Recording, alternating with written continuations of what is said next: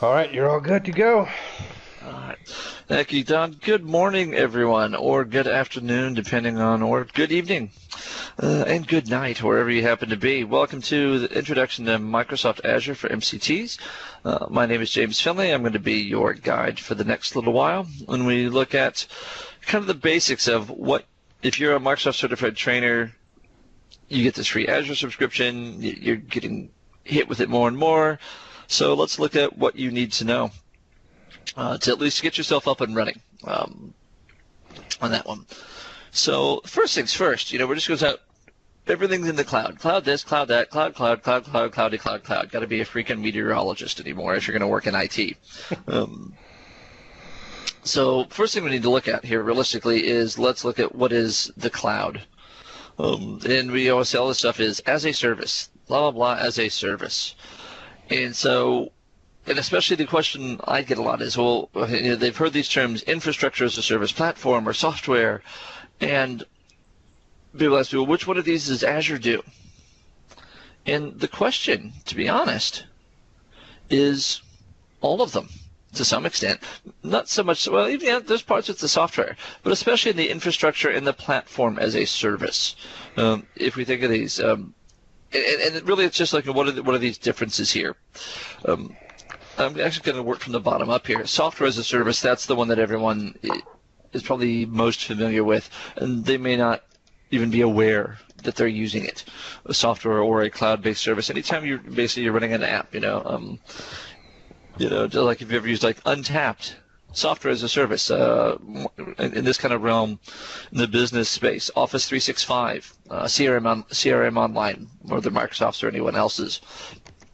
Effectively those are as a service kind of things. Anything that you basically could be, if you were so inclined, could be running on premises, but you're saying, you know what, for whatever reason, I'm just going to pay someone, usually, don't have to, but usually I'm just going to pay someone to build that for me. I don't need massive customization necessarily. I'm happy to cede some control because, frankly, it's just easier to write the check.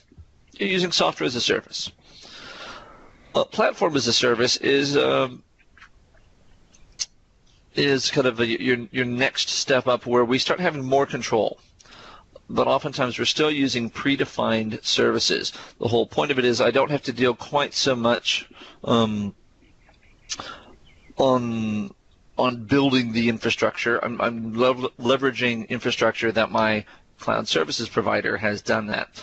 I get the examples, a couple, not a comprehensive list by any means, that we see this in Azure, things like Azure websites or some of the Azure cloud services that you come in there where I don't have to necessarily build a VM in its entirety, which would, if we see in the top, that would be a full infrastructure, in which case I can do almost anything I can do on a VM, whatever OS I put on that, I can do. But it says, I just need a website, so I'm sharing an existing, I'm becoming a tenant, I'm sharing an existing implementation that they have. I have more control. It might be that I'm using their infrastructure, I'm using their tools, their resources, but I have more control than just the software, so I can tweak a bit more. I might be able to add options, add functionality, whereas things like Office 365, for example, if you use their SharePoint services, you're using SharePoint Online. And you can use whatever is there, but if there's some on-premises things or there's some functionality that is not offered in that tenant functionality there that you might be able to get from the Azure websites. I can also tell it what type of website I want to run it on, IIS, and there's various ones. And then kind of last but not least, and this is, I think, typically, especially for the IT pros in the audience, you'll find the infrastructure is the part that we first think of. Oh, I need a SQL server, or I need to build VMs. And as a trainer, sometimes this is actually really handy if you have the time, money, and resource. I need to have some training VMs. I want an environment that I want to be able to spin up and check and do things on, but I don't have the means to build it and keep it in my own environment. That was something that I used to kind of have issues with until I became the IT manager where I work for AltHouse, in which case I very happily went and bought myself my own little private virtualization kit that sits in our server room, so I can just spin up my VMs and leave them there on my couple of terabytes of storage. That's just for me. but most people don't have that. I know I might have I have a box or two that I can spin something up on for a few days, and then that box has to go back into general use. So now using Azure, I can use infrastructure as a service. I can choose to create those VMs, do my testing, do my lab environment, do whatever I want to do, and leave them there and come back at that. For production use, obviously, this is where we can scale out and we can move some of those things out there. I see lots of places thinking, oh, public websites, public-facing websites. This fixes or reduces a lot of stuff in there. It's not my firewalls that I need to worry about because it's not my physical networks. It's not my resources. It's not my disk that I have to worry about. I can leverage that, and I can just focus on doing the things I want to do and getting the functionality I want, but with the most control out of all those things. Now, what we're going to be focusing on today is we are going to be looking kind of at what we need to do with the back end, the starters of the infrastructure and platform as a service components of Microsoft Azure. Now, I should also note we are not going to cover absolutely everything there is to do in Azure. That would take way longer than the hour that we have with us today. We're just looking at some of the real basics, the most common stuff that we like to look at and are likely to get asked about. So really the first thing that I'd like to know is what cloud services have you guys used? If you can use your annotation tools. Now, from the attendees here, I think you're all some experience with links, so I don't know that you need a tour of that. If you could use your annotation tools and just using a text box, put in here some of the what cloud services do you use in your environments now? So Office 365, Google, other industry specific. Yeah, it's.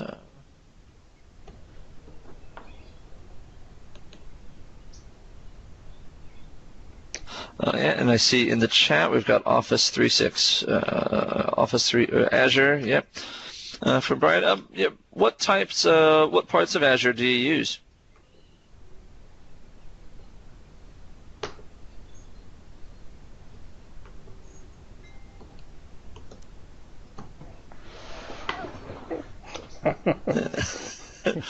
And Mr. Lewis is using the ultimate cloud service. Good for that. Oh yeah, had a look at the AD online. Yep.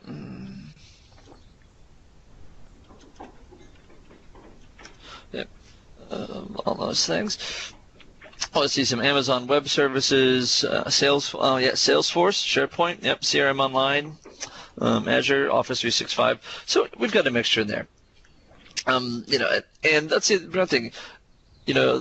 Whereas a lot of times with on-premises solutions, it's very easy to get tied into one solution. With cloud services, find the provider that does what you want. And do what you need, and you can get in there and get those things going, and not have to worry about do I have it? What I have to build? What I have to do?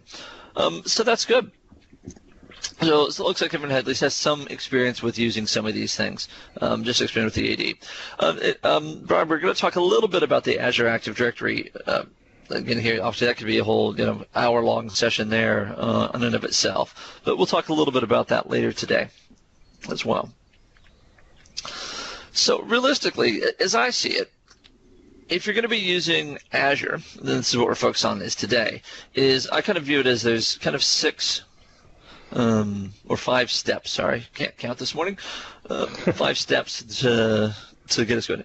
I would say cut me some slack. It's just past 6 in the morning here, so hey, I'm not fully awake yet. And I say basically subscribe. If you don't have a subscription, you can't use the services. So we're going to look at first subscribing a little bit there. And then in my experience, I find after I get a subscription, and there's really nothing that tells you this. This is one of the weird things. The Azure Portal is pretty intuitive, pretty user-friendly, other than if there's a specific order of stuff that needs to be done, that's not readily apparent. And we'll see this in a little bit, mainly because a lot of cases, if you use some of the quick and easy or the down and dirty ways to create stuff, it just says, oh, I'll just auto-create what I need in the background for you. Which again, if you're just there in a rush and I just want to have a play, is awesome. But as you get a little more experienced, or you want to use it a little more heavily, you might want to be able to have a little more control. So we're going to look at some of both of those approaches. So get your subscription, and one of the first things I like to do is start getting my storage account set up. So I have some control over that. So I have some better names, all this kind of stuff. Then realistically, if you're doing anything other than just some real early demos, you might need to look at setting up your Azure virtual networking. So to me, that comes in. I want to get that kind of stuff done. Not quite as often worrying about the Azure Active Directory, but you might choose to. So I did put that in there. Again, some of those cases you can set this stuff up. And then last but not least is then you can start setting up your cloud services and your apps and your websites and your VMs. And if you're using kind of the full grown-up mode for that, doing the most control that you have, you'll have options to use the storage and the networks and the Azure AD that you've already created. So that's why I would put those in. So those are the steps I find that I like to use in getting started with Azure. And if I can kind of keep those in mind, then that helps me when I'm ready to actually create my VM or my website or my SQL. I just need to plug the stuff in the right spots. When it asks me, hey, which network do you want to use? I've got it. I've thought about it. So as with anything, and I find this with anything cloud-based. I have a question. So on the storage part, are you talking about like setting up like hard disk space that you can then put files into? Or are you talking about setting up SQL servers or? To do both of those. Good question, Don. To do both of those things, you actually have to first set up a storage account. Which, despite it's kind of weird. Accounts, in my humble opinion, is a bad name. For that one, but I've already got an Azure account. You have an Azure account. Inside the Azure account, you have to set up. Realistically, it's a storage space, or just carve off or create somewhere to hold, whether it's your databases or the VHDs, or even some tables to hold data. And we'll talk a little bit about those in there. But you actually have to, within inside your subscription, create what's called a storage account to hold the stuff. Because you'll get asked that question. So can I ask a really quick question? If I wanted to spin up like a WordPress site, because I know you can do that in Azure, are you saying that I have to set up storage first and then I spin that up? Or is that something I can just spin up and then just You can spin up. You can spin that up. It really comes down to what level of control you want and what level of management you think you might want to do. Like I said, if you do the quick and easy way for a lot of these things, and by quick and easy, literally it says create quick. It's like, okay, good. If you don't have a storage account, or it may not ask you, it will auto create. But what you'll find is if you're not planning, if you're doing that over and over and over, all of a sudden you go to the storage page and here's your 20 storage accounts with kind of these randomized names that you're trying to figure out what they're for. And so what you might find, I want to manage that a little bit more. And it's not hard to create a storage account. And that's the second thing we're going to look at, how to do that. And then you'll see when we get to that point in time how we can use some of that. Okay. So those are good questions, Don. Thanks for that. So first things first, subscriptions and management. Now, I'm not going to go all the way through setting up a subscription and demo fully that whole process, mainly because it takes a few minutes to do and we just don't have that much time. So what we will have is a turkey that I prepared earlier. Evan. But the things you are going to need, just so you know in advance, you will need to set up a subscription for Azure. You'll need a Microsoft logon, an acceptable logon that I can use, an Outlook.com or a Hotmail.com account. If you already have an Office 365 organizational account, you can use that as well. Those are your most common ones that you use in here. But I should note that due to some recent changes in Azure, whatever account you use cannot have ever been used to set up an Azure trial.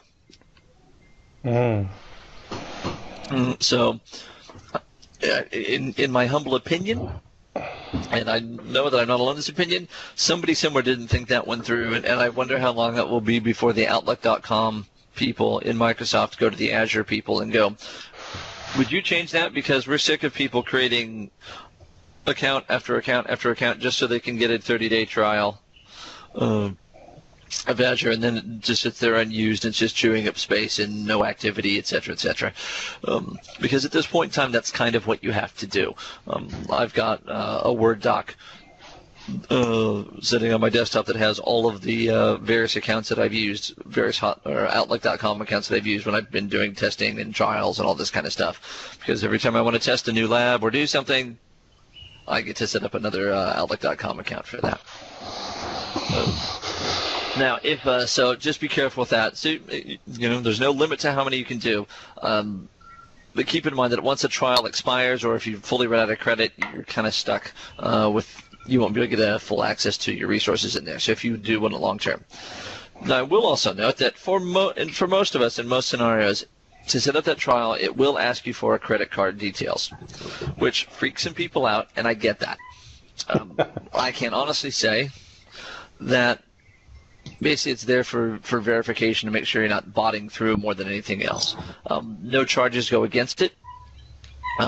However, if you do choose to turn your trial into something longer term, you can obviously you then use that trial and turn it into a normal Azure account, and you can choose to put it against that credit card. But you will still get the trial. It's not like, again, some of those dodgier corners of the internet where they may ask you for a credit card and then automatically sits there and goes, oh, and after your free trial, now we're just going to start billing you. If you read the fine print. That's not going to happen.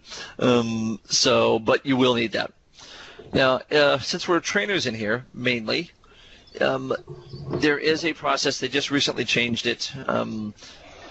In other ways, that basically you can get Azure passes from them. You will still need the Microsoft logon, and then basically it's a preloaded Azure pass that gets time bombed. And if you do that and follow the instructions for utilizing that, you won't need a credit card. Again, if you really, really wanted to, before that pass expires, it is both credit and time bombed. Credit limited and time bombed. If you really wanted to, you could manually load credit, in which case the time bomb will come off. But especially if you're using it for training, if you think, I'm going to train any of these Microsoft courses, you can get that. They have just recently changed the process about a week ago, and I think now you have to order those Azure passes through ACPLS. It used to be as MCTs. We could order them and set them up for our students ourselves. I believe they just changed that. So you might want to go have a look if you get have a look on Born to Learn. There's some information around that stuff in there. So again, I'm going to assume that you can figure out to go to azure.com and click on the link to set up a free trial, and work your way through that. But that's some things before you do that. You're going to need to have those things ready.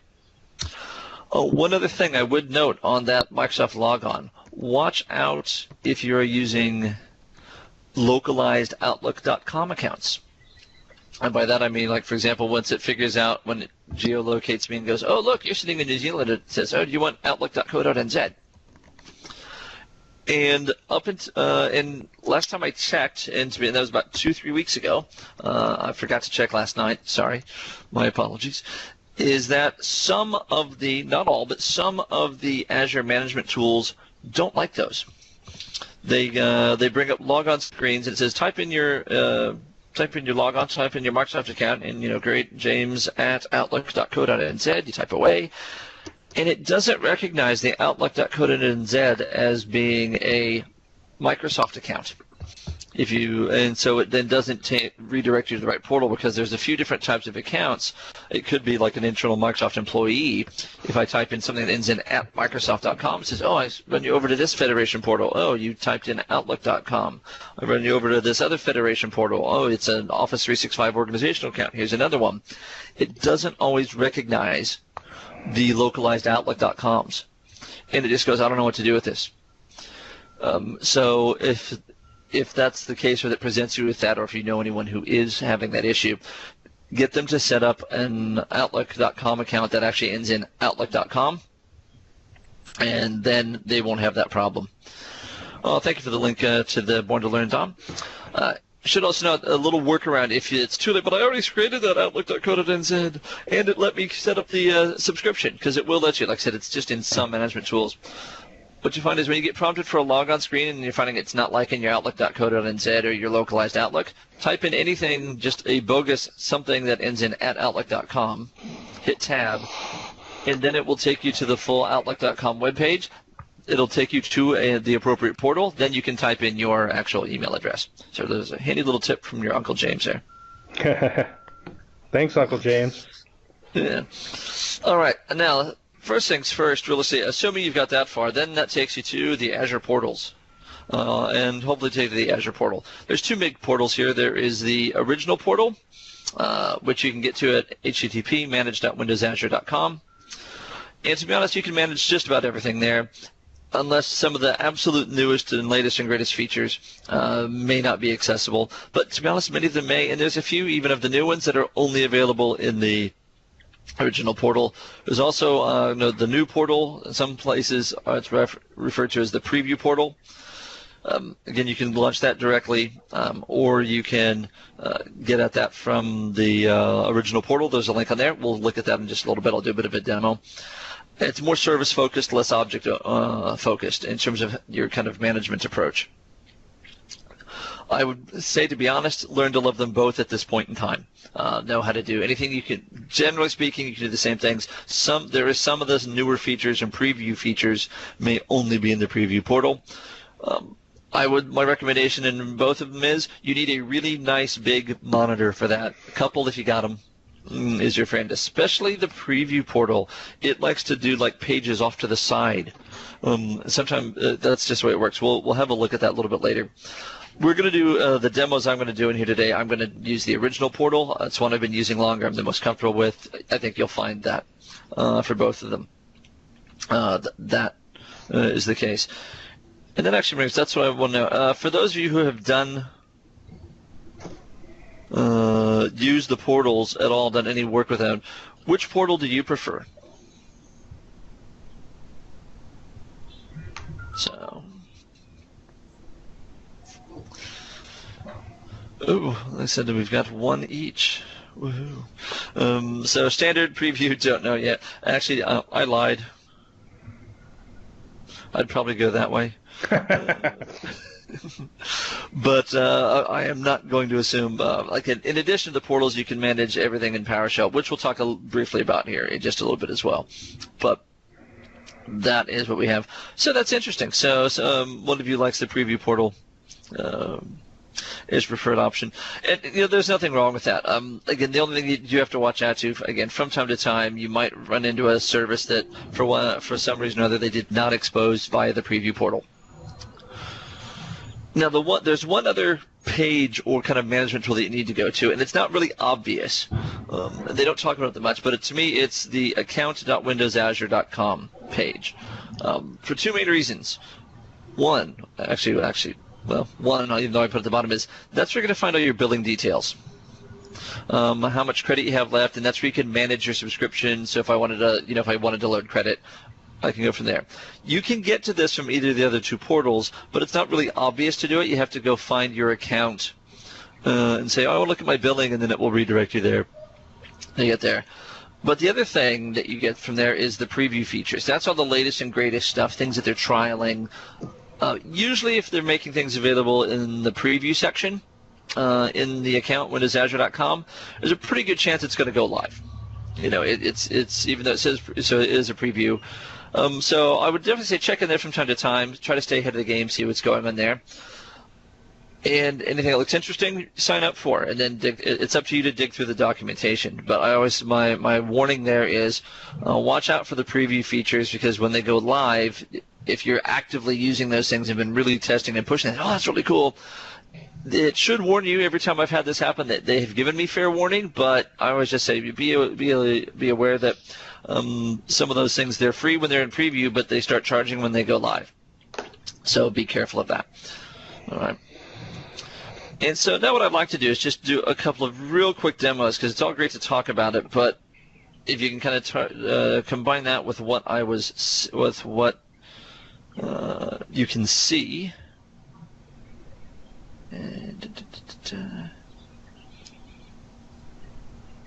And so there we go. So I'm going to start with my favorites.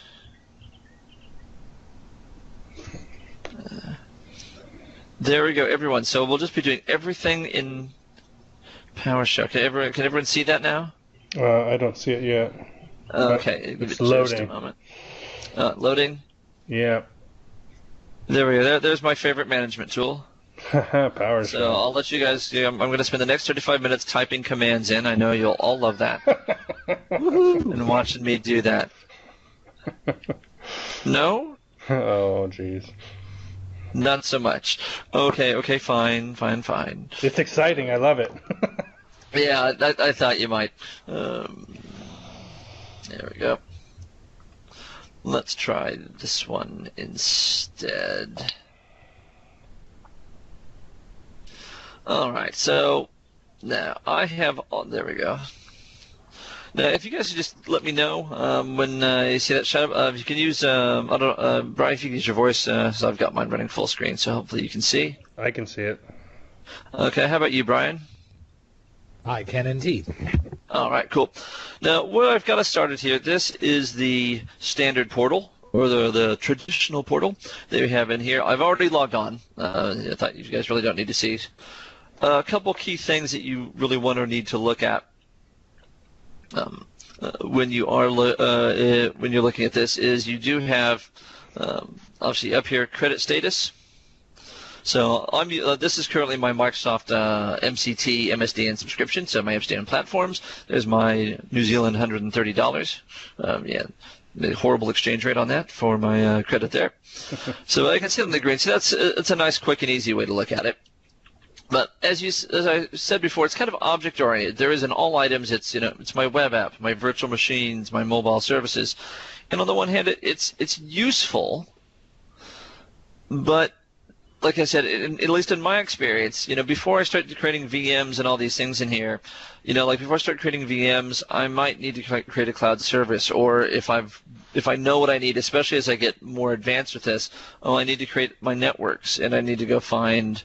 So, I need to come down here in the bottom, scroll down is even off screen. I'm going to need to set up my networks, and I also need to set up my storage accounts. It's kind of all over the place. If you know what you need to do, it's not, once you get there, it's easy enough to do things. If I want to set up my storage, go to my storage node, and great, I can sit there and create a new, pretty easy to do. Go to my networks, and there's a network I was using. I was doing some prep for one of the Microsoft official for one of the mock courses. It's actually a community course, but I was doing some work in there, so that's great.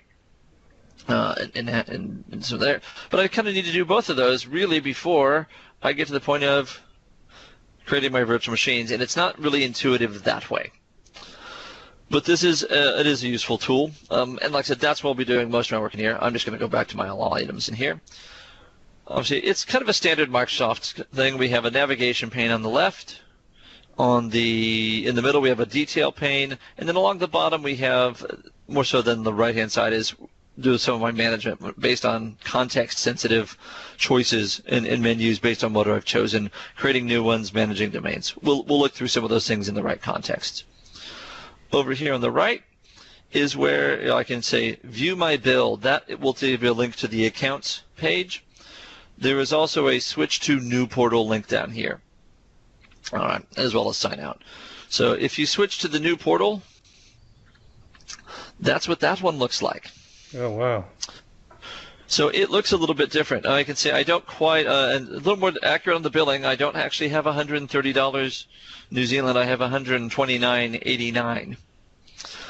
So it's a little more service. Now, there are some things I really like about this. The fact all the little green check marks tell me which of the data centers are good, and all those crappy ones in the U.S. and Europe, not the really cool ones over here in Australia that I like to use. That's where all the cool kids hang out, all the Australian stuff. But as you can see, it's very much more service-focused. There is still a browse all, but they've tried to streamline it a little bit more. And one of the things we'll see in here, as you'll see when I start clicking on some things here. So where are my virtual machines? There's my virtual networks. Instead of switching panes, it calls out these pages off to the right. And as I click on details, you notice it's calling things out. Remember I said a really big monitor is your friend? Yeah. But it's definitely more GUI focused. Like I said, I tend to go quote unquote old school as much as anything that's only about 2 or 3 years old can be old school. And I tend to work more in the traditional portal.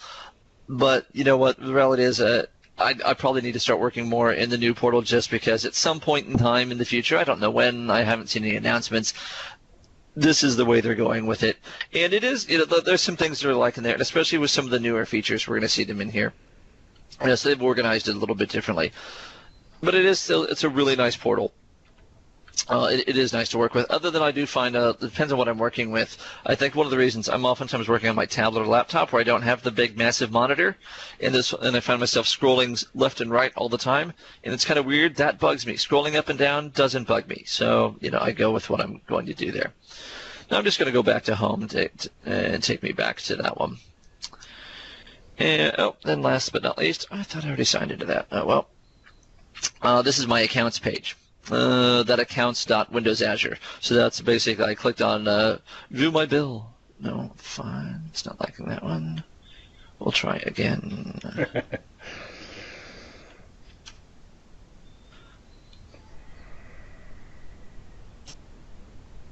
There we go. Of course it is. We're having trouble logging into the portal. Anyway, that's all right. Couple things to look at here. Things you want to look at. Couple useful things. Preview features. See how that one goes.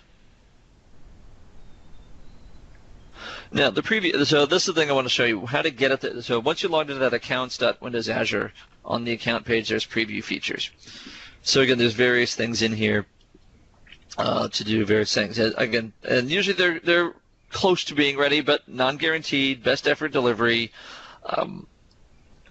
Read the documentation when you sign up for a preview. You might have limitations on which data center you can utilize that one from, especially in preview. I've had things say, oh, great, you can try this new feature, but when you go to set it up, it may ask you which data center you want to store your data in.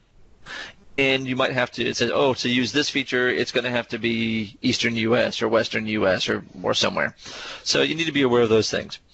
But one of the reasons I like to bring people here is there's one of my favorite ones. It's still in preview. And it's a great one for those of us who are using this MCT, the MSDN one. It's the Billing Alert Service. It's down here. I signed up for that one. It says I'm active. I could sign up again. I've already got that turned on. This is an alert service that I can now use to set up and say, you know what? Let me know when I've used X amount of credit, or I only have X amount of credit left on my subscription. Now, because Azure is a pay-as-you-go service, one of the biggest problems that I get with students is, other than they don't follow directions, which usually means they don't shut down VMs, they don't turn them off, and so it chews through.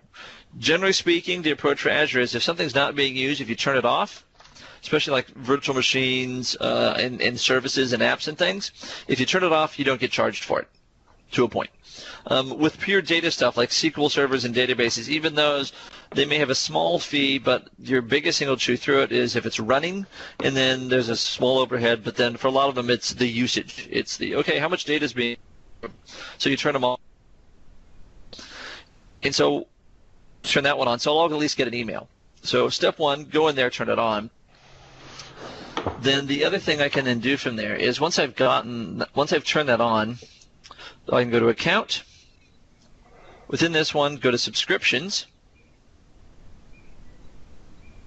And we'll see if it will come through. It may not. Like I said, it was coming through and saying, no, I didn't like it. See if it'll let me in. But there we go. So it goes to my subscriptions. Here's my MSDN subscription.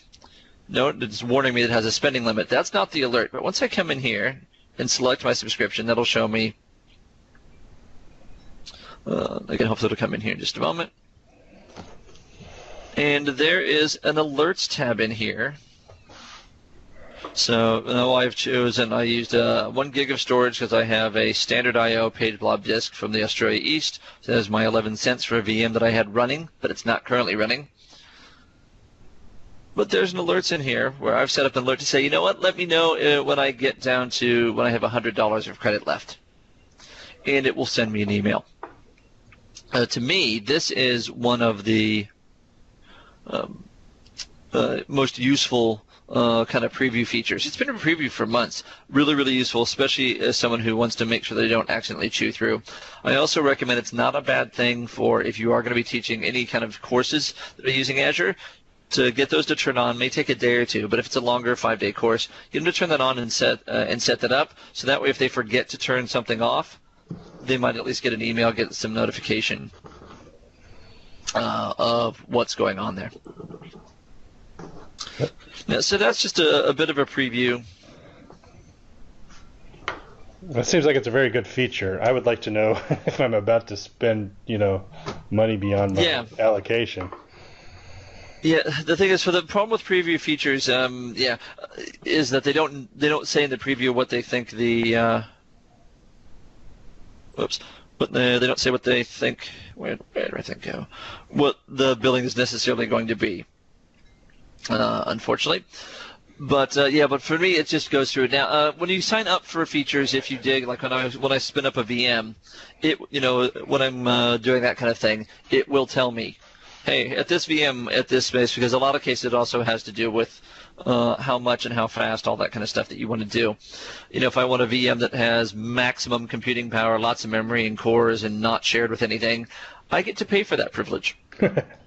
And it will tell you how much. And in some things, it can also then be, well, there's that, and things like for databases, it has to do with how much data is going in and out.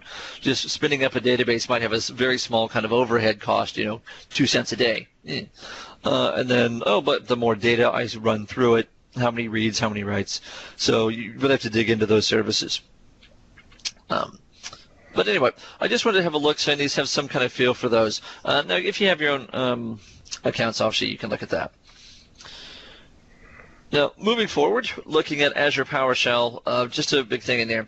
Now, note, this is not just your normal PowerShell. You actually have to go and download and install the Azure PowerShell module. I've given you a link to it here, azuremicrosoft.com, downloads. It's cut down in the middle of that page. There's a few other command line tools available for you in there as well. It's in a section called Command Line Tools. There's one, download the Azure module and run the installation. There's other tools if you really hate PowerShell, but you are a Linux person, and that's what this is for. There is effectively a version for Linux, xPlat CLI. It's a command line tool. Prior to the PowerShell module, that was your only command line option. I've used it a fair amount of time, but I'll be honest, I'm a Windows guy. I use PowerShell, so I don't really use xPlat CLI. But it is there. It's for you. And there's a new service called the Azure File Service, which allows you to basically dump stuff into Azure, into a storage account, into a container. And I can use AZ copy to put things in that container. The whole point of that container is then that container itself acts as a file share to my virtual machines. So it can be a way to get files and ISOs and things in there. From within the VMs without, as it used to be, I have to somehow get them into a VM and then set that VM up as a file server. So there's one more VM I had to spin up. Now I can just use my native Azure storage if I turn on this feature, if I choose to set it up. And I can use AZ copy. It's a command line tool to put stuff in that storage from my host environment. But once they're in there, I can basically see it and set it up as a file share. Not something, it's a little bit outside the scope of this course, but I want you to be aware of it. Now, the one other thing that you will need to do, though, in your Azure PowerShell is you do need to hook in to it. And I just have got myself in the habit of doing this every time I fire up my Azure PowerShell. So once I've installed it, it gives you a separate shortcut from your standard Windows PowerShell. To get the Azure modules, basically you have to run add Azure account. That will prompt you for a login to then put in, because then it can get your subscription. And then I always do, after I've done that, I run get Azure subscription to make sure my current connection has loaded. Now, it's also possible, like if you're using Azure Passes because you're teaching a class, you might have multiple subscriptions available from the one that you use. So if get Azure subscription returns more than one in the list, you might need to run a select Azure subscription to select which one you're doing your management PowerShell you're going to run against. As if I have multiple, there will be one that will be set as which is the active subscription. And so you'll need to change that. So again, I'm not going to go into all the PowerShell details, but I want you to be aware of that. If you're familiar with PowerShell, hopefully you know how to get help on those commands and get the details. The other thing that you will run into with Azure PowerShell is that there are two modes to the Azure PowerShell environment. Yeah, that's a good point, Brian. Yeah, you will need to know the PowerShell if you're planning on taking these exams. Absolutely. So you could probably say that about any Microsoft exam anymore. But yeah, you're absolutely right. You'll need to know those. And you'll be familiar with the add account, get subscription, how to change subscription. Also need to know this, the switch Azure mode. By default, when you go into the PowerShell window, you start in the service management mode. And what will happen is, and you tell when you, as you can hopefully see on your screen there, I logged on, add Azure account, and got my subscription, so that's what you can see on there. But you'll see there are two supported modes. It says Azure Service Management and Azure Resource Manager. And you can see what's on there. By default, the Azure Service Management is the mode that you get. If that screen right there were to sit and type in get module, I would see that Azure is listed. And if I were to do a get command and then run that into and return how many there are, there's something like 480 some odd commands for the Azure module. So the majority of the time, you're going to be using your Azure Service Management mode. But from time to time, you might find some instructions that says, oh, you need to switch into the Resource Manager mode. So you have to, in your Azure PowerShell, go switch Azure mode and switch it to Azure Resource Manager.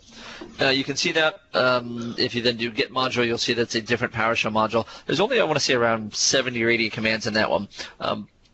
It's a little bit different. Some of your bigger high-level stuff around tenant management can be done via the Resource Manager once I'm in a tenant or in a subscription. So again, if you really want to look, go have a dig. You don't often, but from time to time you do. Need to go into that. So just be aware of that. You might get prompted for that. Now, look at the time. I don't know that I'm going to do any PowerShell demos at this point in time. Again, watching someone type PowerShell commands does not normally make for a great demo, unless there's something specific that you really want to see. But I can always come back and look at that later. So I can sense the sarcasm, Brian, even through text. So well done. I'm impressed by that. So what I'd rather do, I think a better use of our time is to go ahead and look at your storage basics. And the big thing here is, because that's to me, now that you've got a subscription, you've looked at your portals, now we want to start doing stuff. That's the thing. And usually the biggest thing is, I don't know where to start. There's all those choices. So I'm going to tell you, start with storage. Create a storage account. That's all you need to do. Go find the storage node in your portal and then click on Create down at the bottom. Again, I'll do a quick demo of this in just a little bit. A couple of things to note. One, it has to be an all lowercase URL. It's not always abundantly clear by the screen itself, but if you type in capital letters or an unacceptable symbol, it will let you know. You can use dashes in there, can't use underscores, possible things, no spaces. But if you look at it carefully, a little hard to see, it'll put a URL on there, and it'll end in something.core.windows.net. It will check to make sure that what you're typing is unique, because it needs to be unique within all the Azure subscriptions. Sometimes that can make for interesting trying to find things that are that haven't been used by someone. So amazing enough, just saying Brian storage is not going to work, or James storage. Trust me, someone's already got that one. You got to find something that's unique. I've tried to find something that'll match kind of my subscription name, or if I can then put a purpose on it, some idea. Planning's your friend for this kind of stuff. But if you just want to create a storage account to get used to the process, until you get the little green tick box, you're not going anywhere. So you got to come up with a unique name. And then it says location or affinity group. Affinity group is kind of a legacy situation. It's one of the ways you could sit there and kind of help it determine where it should store stuff. You can still create affinity groups and still use them, but Azure is kind of moving forwards more to, they're really designing more location-based optimization, so you may not need to create affinity groups, although you still can, and if you're going to sit the exam, you need to be aware of how the affinity groups work, because you can sit there, I want my stuff to be stored here, and I want people to get the nearest ones. There is uses for it, but at a basic level, pick a data center, pick a region that's close to you or where you sit. That's typically where you're going to get the best performance. Like sitting in New Zealand where I am, if at all possible, I try to set my storage up in one of the Australian regions. on locations, just because I have a better pipe from there than trying to traverse the Southern Cross pipe to get to the U.S. It's slower. It just is. But then you also, I should note, it is possible, harder to change that later, but I can change the replication later. So you have options, geo-redundant, local redundant, which we're actually going to talk about in just a second. Now, once you have created that name with that URL, it will create storage endpoints. In other words, other URLs that you'll use. Now, a lot of times if you're using the GUI to do your management, you won't need to worry too much about them. But if you have developers who are going to be hooking into these storage accounts programmatically, you'll need to know these endpoints. They're basically their URLs, their HTTP calls. And what they will be, it'll be whatever your storage account name was. That's why that's my XXX. And whatever is blob.core.windows.next. Whoops, sorry, I forgot when that should be SQL, but that's all right. Never mind that. I'll fix that slide deck. Blob or tables, there's a few other things. They're created by default, and you'll see them. You can find when you set up your initial. Hold on, just back one moment. When you set up your URL, we'll put that in there. It will. That's what it will place the XXX. It will automatically build those endpoints. So you can get those endpoints once it's set up, and find those. You'll need them. When you create, you can take your storage accounts and create them and parse them up and create some containers to, especially for blob stores. You basically think of them as folders. Now, like I said, they're called a storage account, but realistically, think of it as just it's a container. But I can also tell it when I set these things up, because it's a container, it's carving out some space in the data center, saying here's my stuff. I do get a set replication. Again, there can be some building process. Really comes down to what you need. But again, when I'm just going quick and dirty, what I want to do is I can do it locally redundant. All of the choices you have a certain level of redundancy. It really depends on what you need. The big thing there is locally redundant is fine. Within a single facility, within a single region, there will be 3 copies, and they're making sure that those are on different racks. And again, you're leaving it up to Azure to manage that. So you're protected against hardware failure, rack failure, those types of things. If you're worried about, I want the facility to go, worried about that facility, then you can go zone redundant, so it'll be multiple facilities within the same region. Could also be across regions if that's required. Now, the reason they say it could be across regions, like for example, in Australia, basically the regions are partnered with each other. There's Australia East and Australia Southeast. So if I go with zone redundant, it can be within that, but if it needs to, it can go across. If it needs to, one of those copies might go in the other one. But it could also be across regions, especially in some of the smaller ones where they may not have enough facilities within a region. We can also go geo-redundant, so I'll get a local redundant plus 3 copies in another region, but you can only get access to the failover, the second region for failover purposes, so I can't point people there. So that one, go from there. I don't get to, those are pretty much, I tell it where I want my main one to be. They make a choice as the partner where the partner will be. They'll try to separate those out. And then I can also go read access geo-redundant. So same as above, except that case. I can, the secondary region gets predefined when I choose the primary, and I can only use that for blobs, tables, and queues. So that's some limitations there. The whole point of that is that can get, especially if you're doing something that's really read-heavy, like if I was going to host websites and they're very read-heavy, I might choose to spread my data around to make it so I can get close. There can be, essentially, that storage account itself incurs no cost. The cost can come into play when I start actually putting data in there. But generally speaking, to create a storage account, there's no cost. I can create as many storage accounts as I want. It's the data itself. And then the follow-on from that is, in some scenarios, I can choose to create containers to hold other stuff, specifically for blobs. Think of them as folders. They don't like to call them folders. It's a container. Fine. It's a fancy way of saying folder. They allow me to take a storage account and break it up into sections. And so, again, for some of the things some of the services I can create, I can be asked which container I want to put those things in. Other ones just say, no, I just need the storage account, and I'll create my own containers. So normally, if you're going to have blob storage, you'll need to create one, and you'll get asked for that. Now, sorry. Forgot to put my demo in there, but anyway, let's have a quick Where'd we go here? Okay. Sorry about that.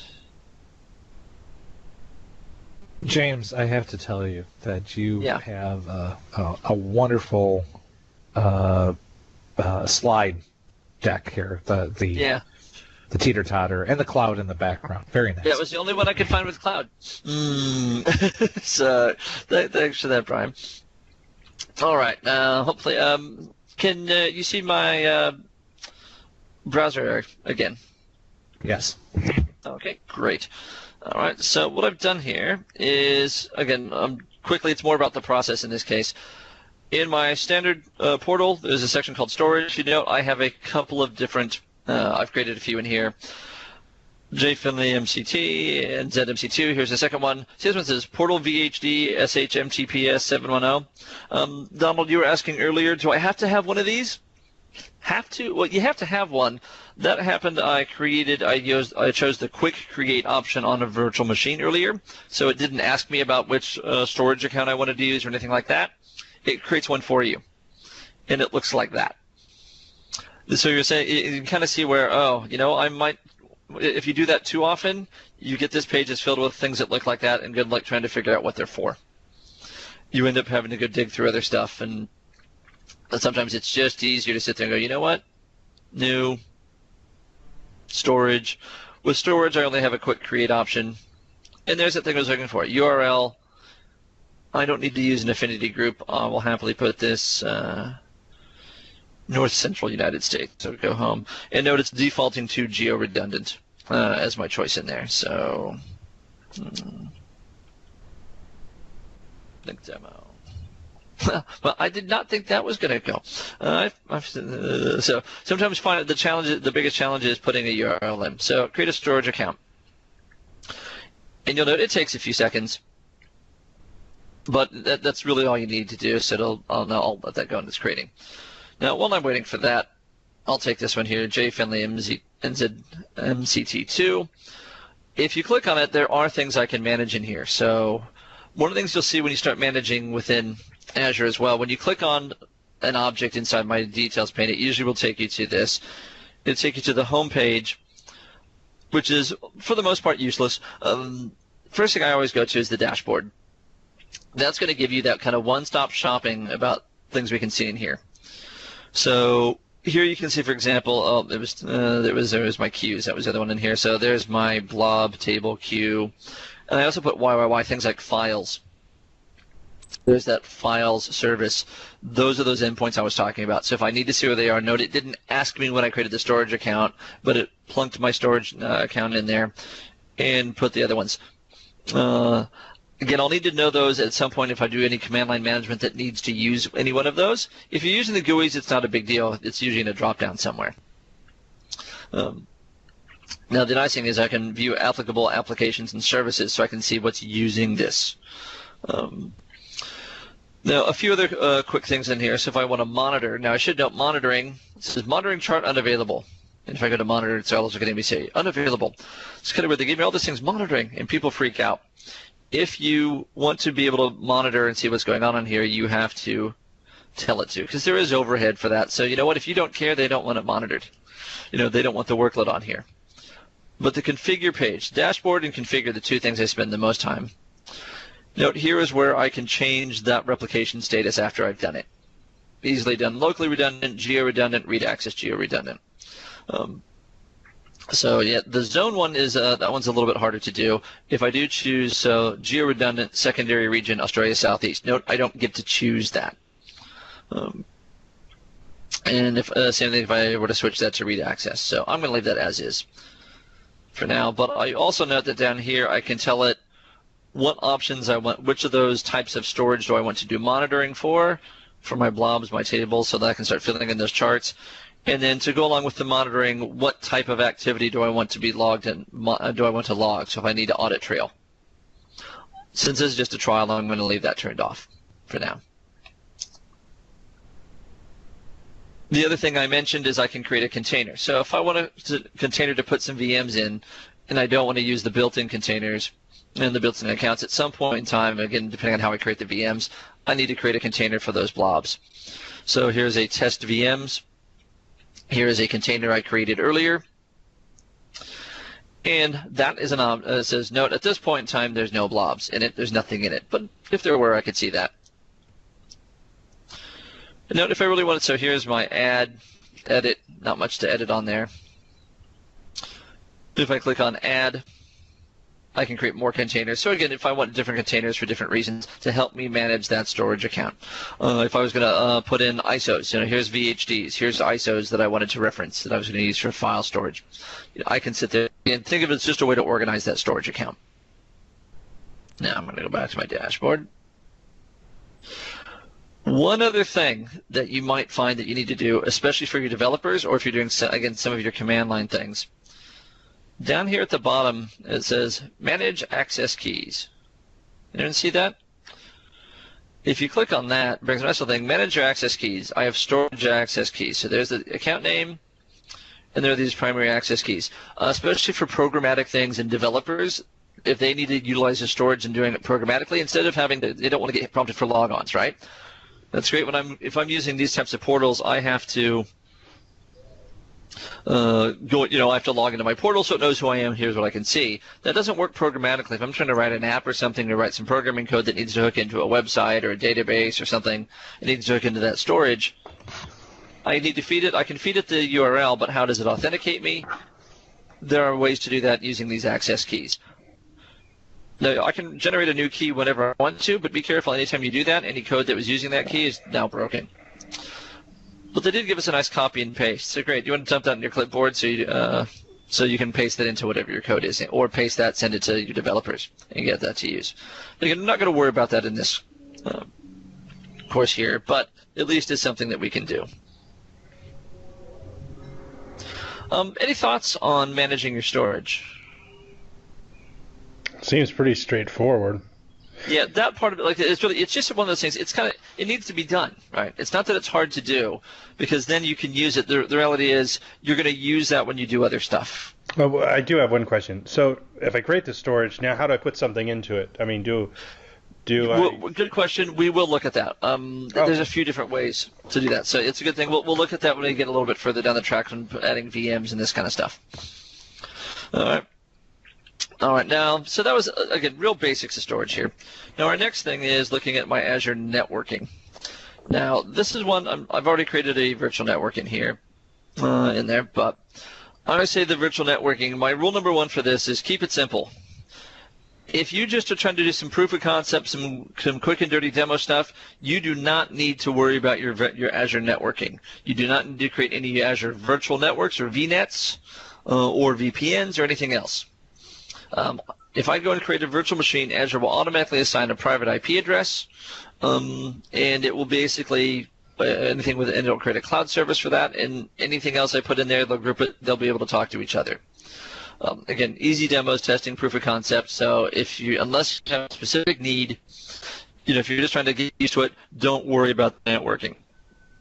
Rule number two: if you need any kind of complexity, then ignore rule number one.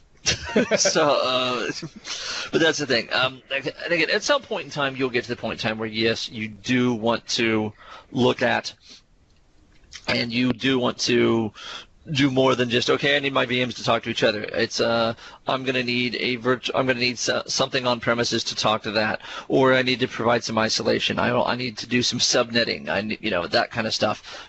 Whatever you're trying to do. That's it. When you start finding that, or I need specific IP ranges, I'm not happy with the randomly assigned privates, those types of scenarios, at that point in time, you now need to start worrying about the virtual networks. So when you create a VNet in Azure, it allows you to set an IP range and subnets. You can, if you need to, you can happily still stay within the private ranges, so you can hey, well, I like to use 10.2 in my networks internally, so I want to kind of continue something that's going to be usable and consistent with what I'm doing. Fine, great, you can do that. And especially if your goal is to, I need these VMs to be able to interact and kind of and play nice with my on-premises infrastructure. Yes, you absolutely have to say it like that, Brian. It's a requirement. But you can do that, and so you have some choice over that. And the nice thing is, because then I can even do subnetting within my VMs if I need to, if that's why I want to test it. So those types of things. If your objective was to make it so my on-premises infrastructure can talk with that, I might need to use DNS servers that are sitting on premises. So I have options that I can do those same things. The reality is this requires a lot more planning and management on your part. And so in addition, the act of creating a virtual network is not hard, which we'll look at in just a little bit. The act of getting it set up right to be able to do that level of, hey, I'm going to go with on-premises stuff is a little bit more involved. Because in all likelihood, you're likely then going to have to set up, after you set up the virtual network to represent this, you then have to set up a virtual private network to allow the connectivity. To Azure Virtual Networks to my on-premises. That's the most common use. So there's three types: point-to-site, site-to-site, and express route. Point-to-site is probably the easiest of those three to set up, because basically I am going to allow one virtual machine or one server, sorry, not virtual machine, it's just I virtualize everything everywhere. I have one server from my on-premises to get access to the VMs within a given virtual network. So I'm going to basically allow that one. Think of it as like a remote client. That's how you're treating it. Okay, I have this one box out here on premises that I'm going to set it up so it'll be able to VPN in. That's the easiest thing to set up. It's like if you were, for those of us who remember routing and remote access, that was the easiest way to configure RAS. And that's kind of what you're doing there. Realistically, say, I'm going to allow someone to VPN in. Great, I'll have to create an endpoint and tell it what listener and get a public IP address for that purpose, but I can do that. And that's great for real basic stuff. I've seen people do this where the only thing, I've got a SQL, I'm running a website in Azure, but I need to hold some of the SQL data that I'm used to populate that website needs to stay on premises. And I've got one SQL server, one environment. Great, I can do with that. If you're looking, I've got lots of stuff. I'm gonna throw a backup domain controller up in Azure, or I'm going to put a backup file server, or I want to use the Azure backup services. You might need to move to a site-to-site. In which case you need to do a little bit more work, because now you have to make sure that your Azure IP ranges are different than your on-premises ones, even if they're still within that private range, because otherwise, effectively, you're doing routing, and you got to have it configured properly on your on-premises. Say, oh, this range, run it there, and basically run it over the internet to a VPN that's going to terminate. But again, you're using your connection there. ExpressRoute. Either of you guys heard of ExpressRoute? No. Yes? No? No, not me. No. Only from the test. Yeah, only from the test, yeah. So from what you know of the test is ExpressRoute. Basically, ways that you get to pay more money. It's kind of like StoreSimple. Now, if you were doing this in really high volumes, you basically you need to find an ExpressRoute provider, and not available in all countries. You would need to find an actual local provider where you basically get at least a dedicated link into their data center. Effectively. So I get my own dedicated network connection, almost like a leased line, not quite physical, but a dedicated network connection into the data center, not going through the public internet quite so much. You get to pay for that privilege. You've got to be pretty good size to manage that. It's kind of like the StoreSimple, like, I saw this great thing. StoreSimple, great for the storage side of things, kind of equivalent to this in some regards, and great if I had a spare $100,000 or so lying around. But on a certain size and scale, that's going to be great. I work for a company that has 25 staff people. I thought, StoreSimple, that could be really useful. Not for $100,000, it's not. So those are the three most common types. There is one other use for VPNs in Azure. If I have two separate VNets that I've set up, and then all of a sudden I decide, you know what, I need the VMs that are in these networks to talk to each other. So that's the fourth type. Like I said, so it's VNet to VNet. So like I said, there's actually four types. I lied, so sue me. So that's another option you can set. That's not too bad to set up. I need to tell it. Weird thing, it's actually nicely GUI based. Tell it what's on one end, what's on the other. When it's VNet to VNet, that's easy enough to do. So now, just out of curiosity, I'm guessing I know the answer to this, but we'll ask anyway. Which VPN type of any of those do you use most frequently?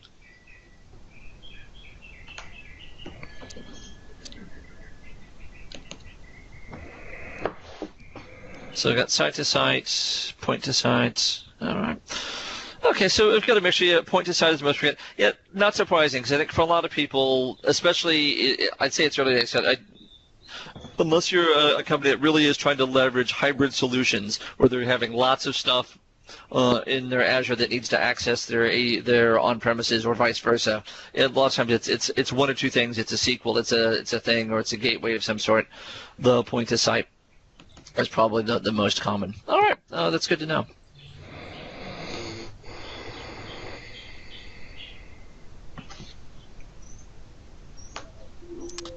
In here, all right. Now, we're going to do a quick look at,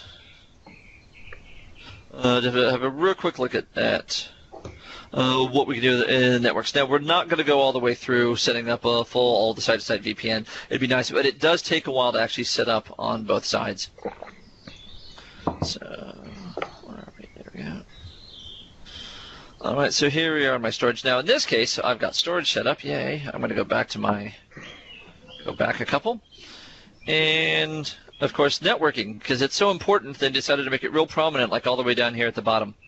Networks. Now, actually, there's a couple things. I have one here that I've set up for a class I was running.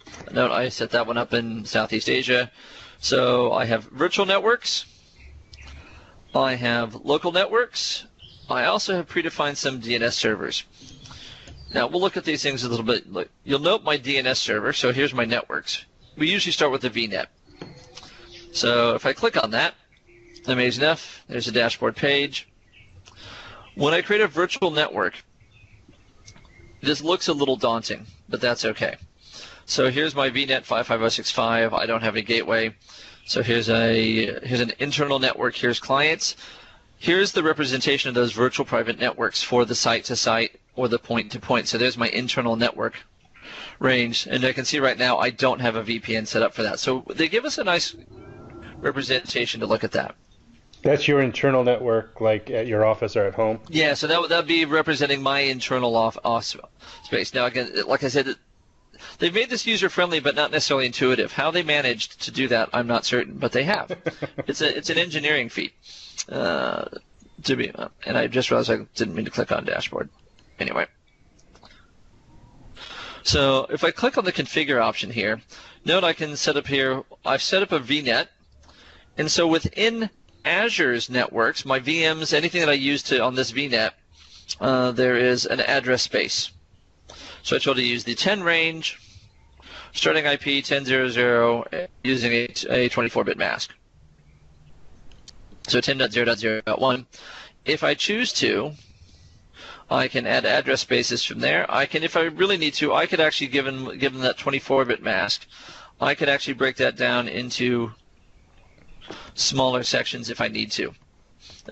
If I wanted to sit there and put more things in there. So there's my point-to-site connectivity, address space. Here's my site-to-site connectivity. So in here, but the big thing here is here's my virtual network. Sorry, I misread my screen. My mistake. My apologies. So here's my virtual network address space. Here's my 10.4 range, 16-bit mask. But then what I've done is then broken that down into some subnets. So that's up to me. So then when I start creating VMs and doing things in my infrastructure, I could choose to put VMs, tell them which subnet to be in.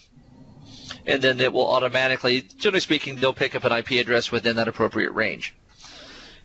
And then I can also set up a gateway range of this one. So 4 to 6, I'll need those to act as gateways.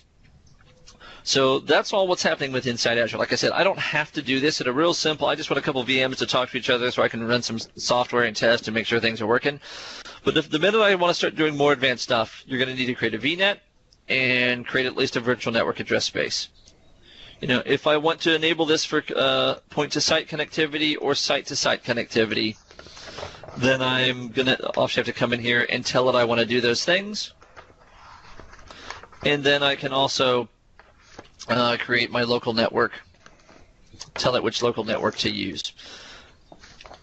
So that's kind of what we're looking at there. So that's the way that what we're looking at. So there's a trick that I prepared earlier. The dashboard is nice because it tells me where I've got my, like I've got some of that work defined. The next thing I would actually need to do, though, is go and configure some gateways to get those gateway events. I don't have any. And you'll note from down here on the bottom, I've set it up to be some point-to-point, site-to-site, but now I need to actually create the gateway connectors.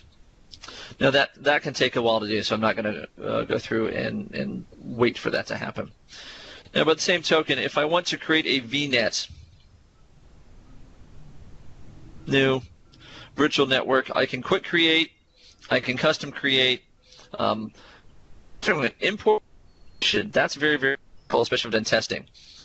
I don't know if you'll notice, here's my VNet. There's an export option. Now I can take that to it'll dump that out to an XML file, which is very easily editable and fully supported edit. So I can set up a real basic one with maybe one subnet, and then using any editor I want, I can actually add the rest of my details if I know how to do it, and then re-import that and say, great, I'll just import this over the top and add all that other stuff. Great for if I've done it in one subscription and I want to recreate it in another one using the same settings and that kind of stuff. It can save you a huge amount of time. Also useful in a training environment to have some of those. Okay, here's that turkey I prepared earlier. So when a student screws one up here, here's a script. Run this, and that'll set up your VM. Here's the XML file to make it work. The mock courses do that. But yeah, that's one of those weird things. If I choose that option, when I create that VNet, it automatically, I've got to have the local network to set up the site-to-site. So it's not always clear that I have to set that up first. A little bit of planning. So before I can set up the site-to-site VPN, I have to have defined a local network and the IP range. If I want to start specifying local DNSs, give me an IP address in that 10.1.0.1 range. So I've done some work in that space. Again, for the most part, not hard to do, but just needs to be done before you can get those things in.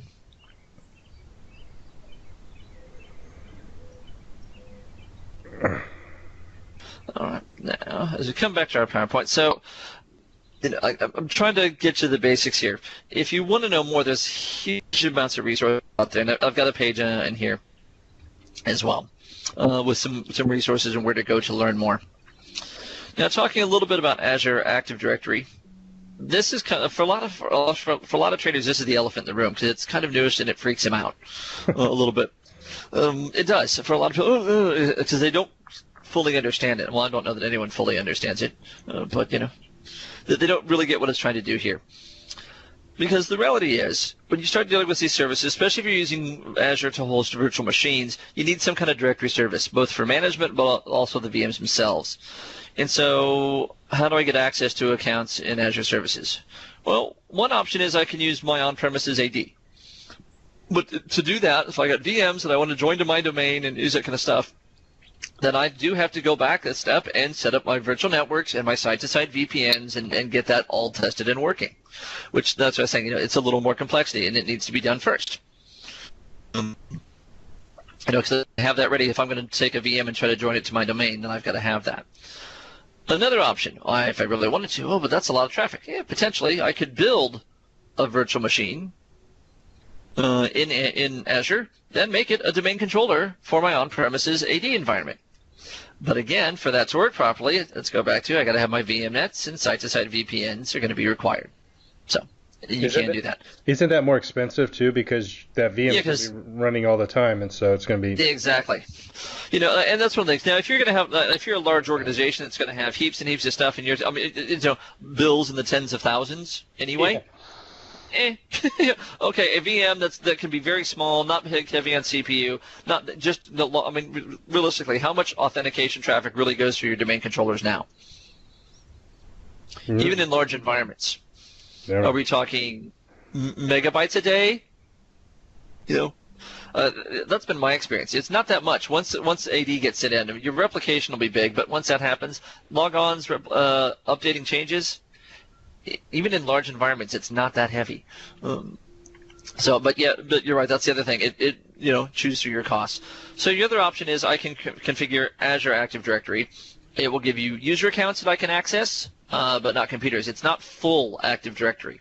It's an X500 based, and your endpoints are different. No LDAP and Kerberos, but what you can, if you need to, it is possible to connect it to your on-premises AD in a few different ways. So obviously, if I am going to use Azure AD or AAD, one option is to use Azure-only accounts. Just great, they're there. I create accounts in there, give them usernames, and I can then reference those and make use of those in my various Azure services.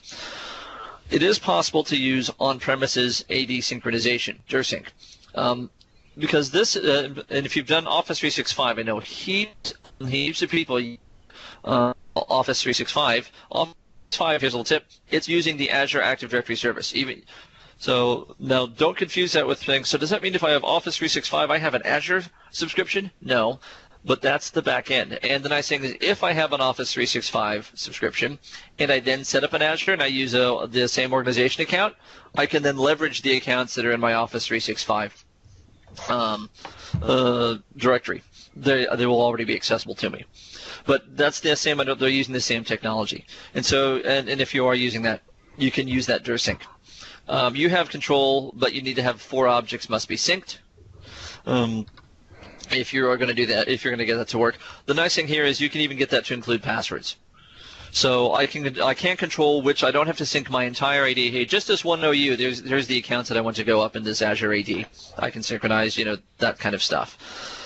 For a lot of smaller organizations, that's enough because they don't. The newer DirSync tools can be installed on domain controllers, this kind of stuff. That was always a challenge for us. We're a small company, and I had to have a dedicated server just to do DirSync. It's like, really? Seriously? Not so much anymore. If you want to go larger or you need more, you can now use a Active Directory Federation. To do that, you have to have the DirSync set up first, but it will require an ADFS 2.0 or higher, which if you're really looking at doing that level of scale, so I can absolutely leverage my on-premises. So we can do that. Again, a little bit outside the scope of this class to learn about setting up all these DirSyncs. Now, I should note, with Azure AD, there are different offerings of this. So is it free? Well, yes, but there are limits to what you can do. For the free one, note, again, here's a nice little comparison chart. Not going to read it all. Note, you can only have up to 500,000 objects in the free offering. So hopefully that's not going to be a big limiting factor. And it can be used for only up to 10 apps per user for the pre-integrated software as a service apps and custom apps. So there are some limits there on that one. Now, there's quite a few things that, like WordPress you can use to leverage this kind of stuff. So I want to have, if I want to come just doing blogs and things, I can set up software as a service apps within Azure and put onto there. But I can do DirSync, the DirSync tools there. So a couple things in there. And there is a self-service change password options for those cloud-based accounts, but that's only for the cloud-based users. In other words, not ones I'm DirSyncing. So I can't use the Azure tool to change my account and then have it put back to my on-premises. I have to use my on-premises tools. And there's various things in here. If I look at basic, don't ask me. Pricing is variable, depends on your region. But again, we get more, and there's Azure AD Premium, so there's no limits on basically all the functionality. So that's a good indicator of what you can and can't do. So find the solution that is best going to meet your needs. Now, if you're going to put this on, there are a couple of tenants. If you're going to use this, you need to be listed as the global administrator for your Azure Active Directory instance. If you set up the Office 365 tenant, or if you set up the Azure tenant, you'll probably have that right. You can give that to other people. You can also use those accounts to apply other Azure Active Directory roles for all the management tools that can hook into Azure Active Directory, Intune Portal, Office Portal, those things. The only exception is it won't apply to the Azure Portal itself. So those roles, they apply for all the other management tools. But okay, that's fine. But it's just a limitation. But you can still manage it. Just those roles don't apply. So if it's for other. The whole point of that is to allow those other services to allow them to access. You can create custom domains. When you create an Azure Active Directory, it'll based on your subscription, it'll create a domain name for that one. You can put your own on there, but you will need to verify that you are the owner of that public domain, which means you'll need to have some stuff set up in your public DNS.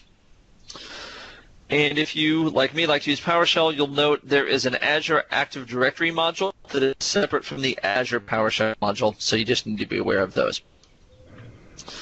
Now, just out of curiosity, any of you guys using Azure Active Directory, which one are you likely to use at this point in time?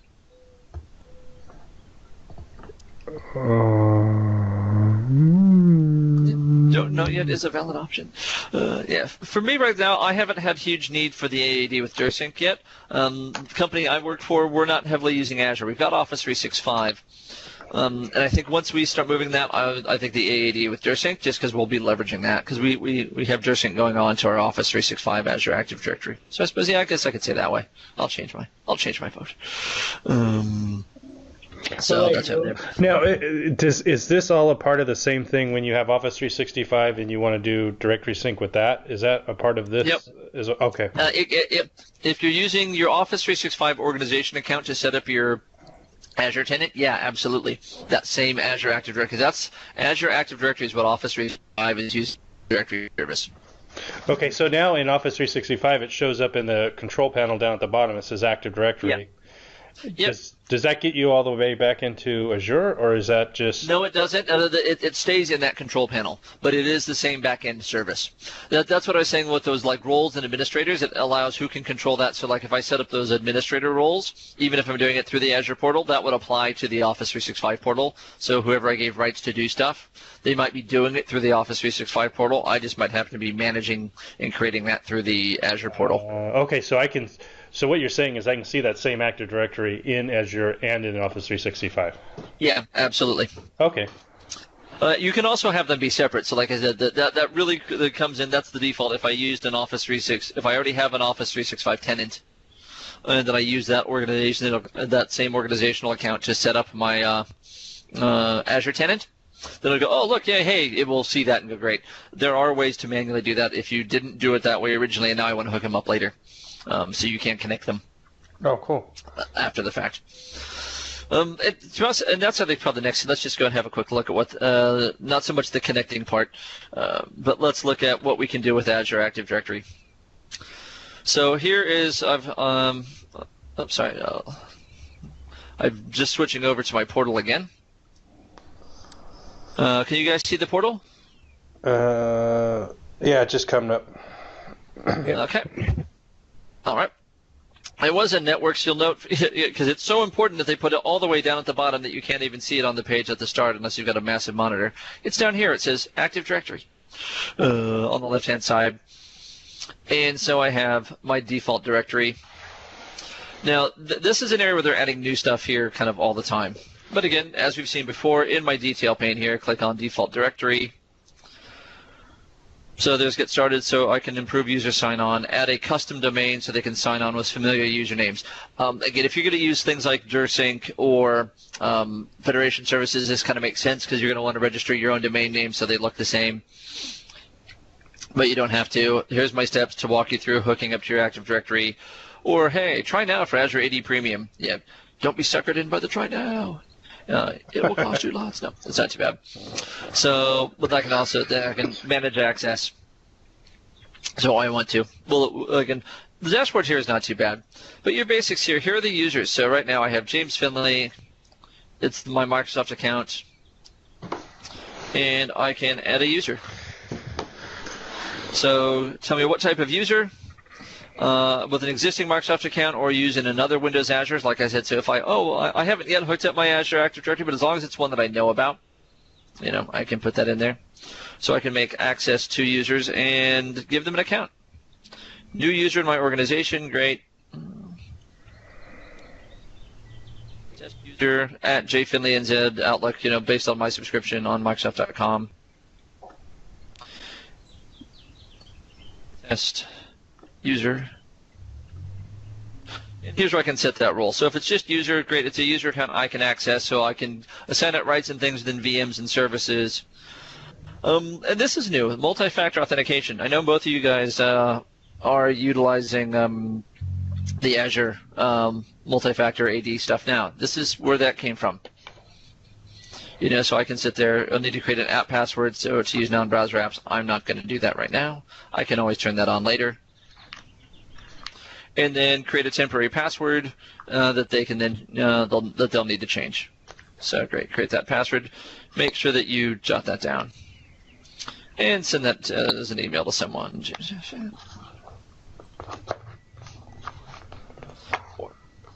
And yeah, I'm just going to send that password. So I mean, that level of it really is just that easy. It's so not hard to do. I mean, again, if I want to use the Azure PowerShell, I can do that. So I could do bulk loads of that. I could even create groups, so website admins, no, I didn't note the plural, so sourced from, I can happily create groups and put those things in. And then here's where I start to show me, we're talking about how many apps I can use, so I can hook this into Yammer. So these are applications my company uses or owns. So again, I haven't set up any applications in here, but if I've set up WordPress or I've set up those applications, I can come in here and assign those. Here's my default jfinleynzoutlook on Microsoft.com. I can put customer domains. There's my directory integration. And then here's my configure. So if I would like default directory, language preferences, there's not a huge amount, but if I really want to, if I need to set up multi-factor, do I want to enable device registration? So if I need to be able to do like mobile devices or may give applications permission to access their data. So this is if I'm trying to use those bits and pieces. So no, it's pretty flexible, and other than the device registration and the multi-factor, it's set up to be very, very useful out of the box. I can also then see reports and licenses. Okay, so that's the case if I'm basically one of the ones that I'm paid for. I'm using the free, so I don't need to worry about licenses on that. So again, you may want to do some of this stuff. Again, if you're just doing some quick and dirty stuff, you might some users, or it's just some basic service accounts, that kind of stuff for your that you want to use inside your VMs, and you don't want them to be local accounts. You can happily use those and get your Azure services to use those. Now, again, realistically, where it gets interesting is when I start having to integrate with your on-premises. All right, and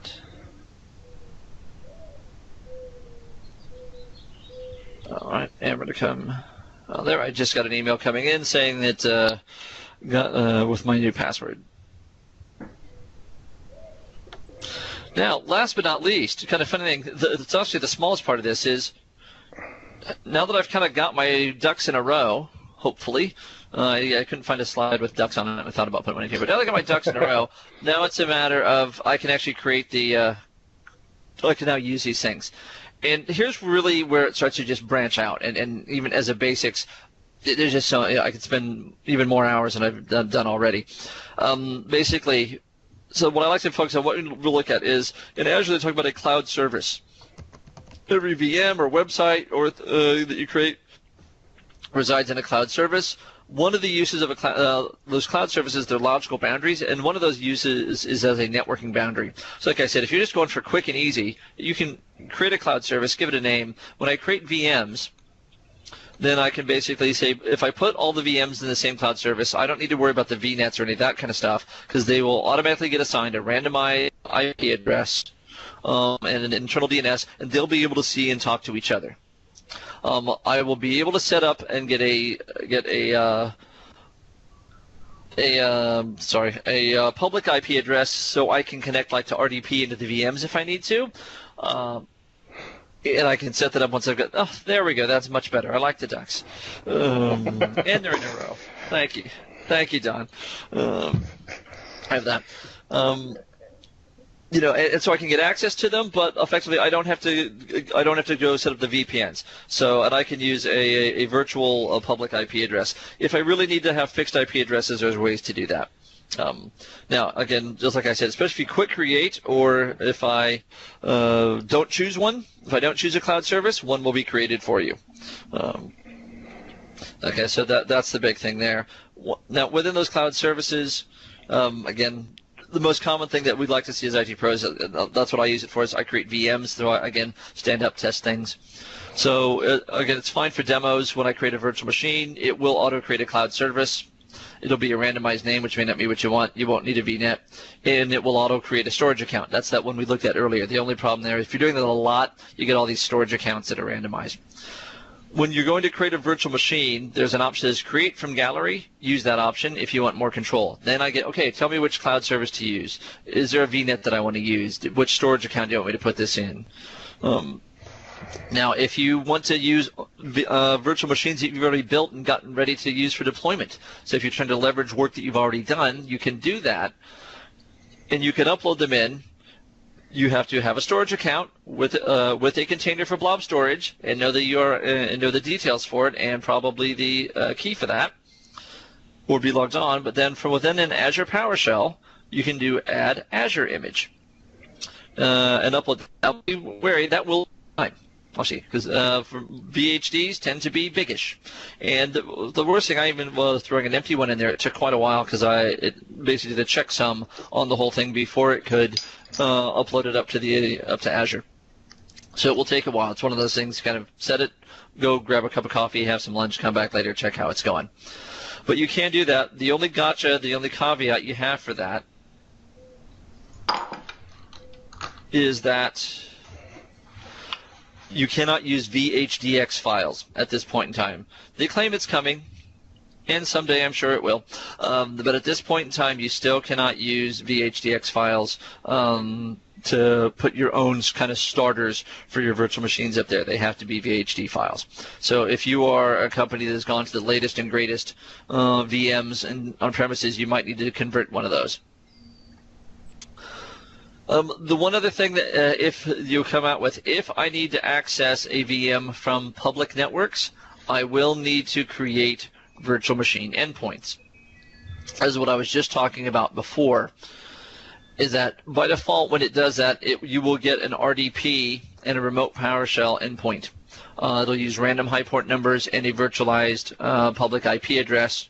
So a random IP address, so you'll need to kind of go into the Azure Portal and connect from within there, and it will do an RDP session, or get at least the current settings for those if I'm trying to do a remote PowerShell session into it from my machine, which you can do that over the internet. But again, for the randomized ones, and obviously the next time if I turn that VM off and then turn it on later, it'll get a different public IP address and may also have a different random high port number for that. So it makes it a little bit harder to use. So if they're going to be longer term VMs, you can, again, there's ways that I can go in and get reserved public IP addresses so that'll still be persistent across virtual machine reboots. Linux VMs get SSH endpoints, management endpoints. Anything above and beyond that, if I need the outside world to come in via the public to do that, I don't need VPNs for this. I need to have endpoints, and I need to tell it what protocols, what port numbers there are, and what they're for. So you will need to set that up. Again, not so much for testing, but the minute if I'm going to set this stuff up live, you will have to create those endpoints. Now, again, I've got an Azure portal I've got an Azure one that I created earlier. All right, here it is. Now I'm going to go back one. Here is my virtual machine. Now, the first thing I was looking at before, note I stopped mine, so it says deallocate. In other words, it doesn't have a live IP address. I use the quick create option. So if I'm in the virtual machines, I can quick create. Now, note if I choose that one, basically give me a unique name. It'll put something on, it'll give it a public name. Oh, sorry. .cloudapp.net. Tell me what type of OS I want. And tell me what size. Now, unfortunately, from here, I cannot see the pricing of these, so it's up to you to do your homework first. But as a general rule, the bigger the number, the more you get to pay. And the higher the letter, the more you get to pay. It'll be like, oh, the G series, great. Only 32 cores and 448 gig of memory. As you can probably guess, that is not the cheapest VM that they have. The A's are your cheap ones, okay? But even though some of those are pricey, if you really want, you have to go look at it. It is documented on the Azure site, but yeah, just not from within the process here. I can't see that in the documentation. They're basic ones, shared cores, dedicated cores. You want a shared core, that's fine. You get more. They're not massive, but you need to have a DNS name. Tell me what type of OS I want on there. And then give it a username and password. You can't use administrator. That'll be an initial logon for that. So when you then create that RDP into that. If you want more, note it doesn't ask me anything about storage accounts or anything else. Just put those things in. If I choose from gallery, I now get a different thing. So now I get to choose. Okay, I'm going to choose a Windows 2012 R2 data center. That's fine. Or a SharePoint 2013 trial. Now, if I'm going to choose that. So there's some really good stuff in it. A lot of pre-built. Saves me a lot of time. using their images. I can use my own images or disks if I have them. Disks are VHDs that I want to leverage. An image is a VHD that I want to make a copy of. A disk is a VHD that I've already uploaded into my Azure storage that I just want to use. I'm not making a copy of it. I'm going to use it live. So if you're doing migrations from, hey, there's VMs I don't want to run on premises anymore. But I'll just take this one as to data center. Tell me which version I want. There's a few options on there, so that has to do with patching levels. So if you need consistency with older ones, give it a name, give it a tier, basic or standard. If I choose basic, so I can see from there, new username, name, JF test VM for link. That should be unique. Oh, good. All right. If not, it'll tell me. No.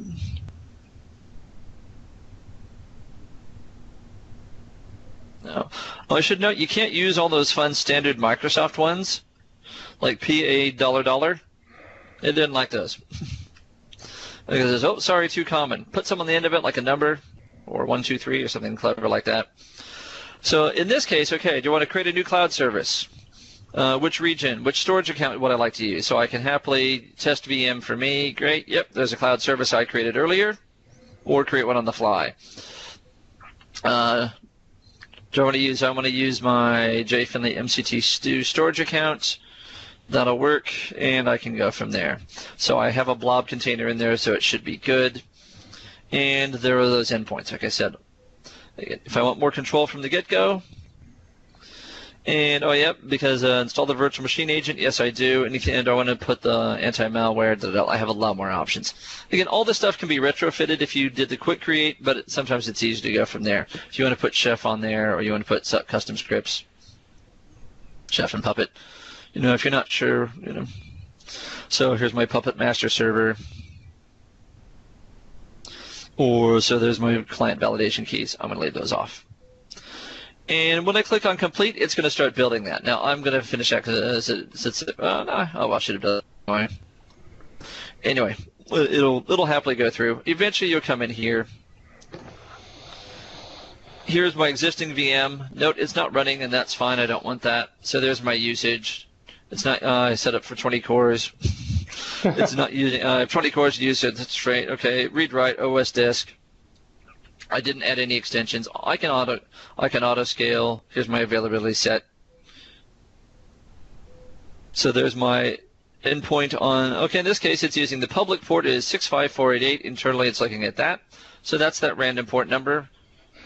There's no IP address on it yet because it's not running. And if I need to do more, so again, if I needed to change that tier, I can do that. Now, I should note the tiers, the options I have to choose from may vary based on the region that I put it in as well. And if I wanted to use those I can use availability sets if I need to. We'll talk about that. And I can monitor my endpoints. So I do have some control over this. Now, if I really need to. So the monitoring here is I can get some of that information out. So test VM, there's my disks, and here's my DNS name, host name.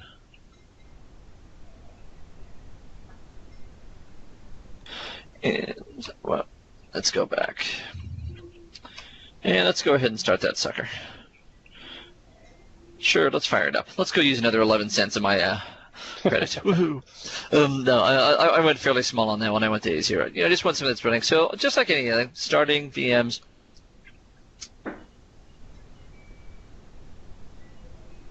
And so now once that comes up, so there it is. So there's my here's images and disks. I haven't put any in. Here's any virtual disks. There's the disks for all my VMs that I have so far. Name attached to contains. It is possible to create new disks. I can create just if I want any of these VMs. They come with an OS disk. If I want extra disks on the VM, I can do it. That's fine. But I need to create the disk manually and then attach it. And I can do all that within here. Oh, there we go. It's provisioning. Takes a little bit longer.